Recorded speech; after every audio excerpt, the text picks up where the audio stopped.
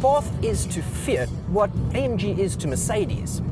It's a high-performance division, and it started out in very much the same way. Abarth would take Fiat models and go and modify them, tune them, and extract more power out of them. In the process, they did make them a little, well, nutty and quite impractical. But that was a bit of that Italian lunacy, and it was quite endearing, in fact. Now, in the same way that Mercedes-Benz adopted AMG, Fiat has adopted Abarth, so now it is part of Fiat. And this means that Fiat gets some great high-performance models, but Abarth benefits from things like dealer networks, services and warranties. The one we're driving here is the new and updated 595 Competizione. It started out its life as a Fiat 500, but Abarth has been waving its magic wand over this. So, there's a good number of changes that set this apart from an ordinary 500. Start with the exterior. So we've got a body kit all round. Front bumper, rear bumper, there's decals down the side. At the back, you've got this big meaty diffuser with a Monza 4-pipe exhaust sticking out. It really does look racy. Adding to that, they've gone and given it a little bit of 595 and Abarth detailing down the sides, and then they fitted it with big 17-inch wheels. Now, 17-inch doesn't sound that big, but on a little 500, trust me, it's quite large. And it wears low-profile 205 4017 Pirelli P0 Nero tires, so there's a little bit of grip. To help with the grip, they've also gone and fitted a Koni suspension system to it, and that does make it quite jarring, in fact. It is very, very stiff, compounded by the low-profile tires. Behind those wheels, though, you're going to get 305mm cross-drilled discs with Brembo 4-pot calipers, so there's a little bit of stopping power. But why do you need that sort of stopping power? Well, because it wouldn't be an Abarth if it wasn't fast enough, would it? So they have gone and shoehorned in a 1.4-litre turbocharged engine under the hood of this 595. It produces 132 kilowatts and 230 newton meters. That is plenty. It doesn't sound like much, it doesn't read like much, but you've got to remember that the Abarth 595 tickles the scales at just over 1,000 kilograms. 1035 if you want to really be precise.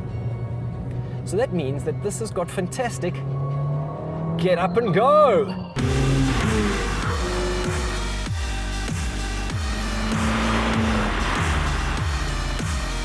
If you want to liven things up, then you just push the sport button, and there's a definite sense of urgency. Everything just gets that little more high strung. This is a little Jack Russell straining at the leash.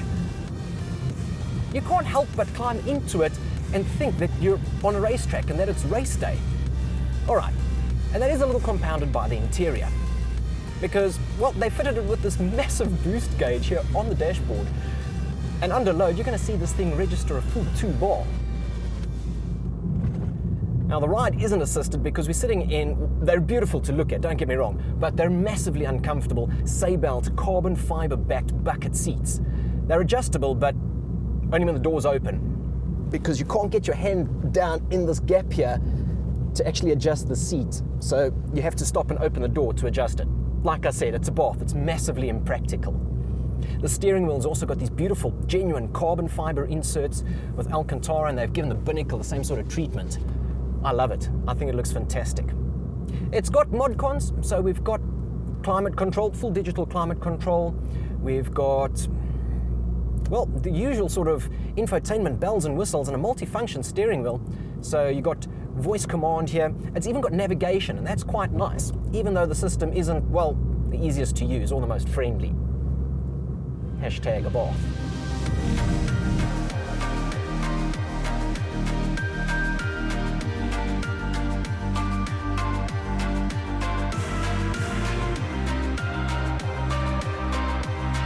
Now, the little 595 is not cheap, not by any stretch of the imagination.